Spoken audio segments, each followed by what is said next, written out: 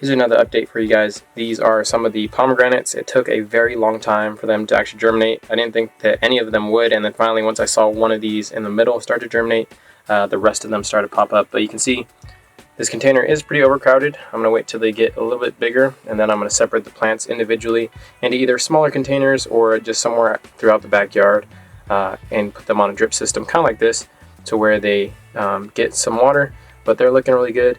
And then if I take you guys over to the other container, you guys know this is the humidity tank spot, and some of these guys are finally starting to germinate and they're coming up and they're looking pretty good.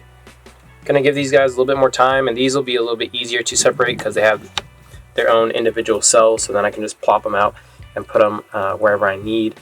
But yeah, it's really cool to see that a lot of these are starting to finally get some sunlight, starting to grow. And that's the update for the pomegranates.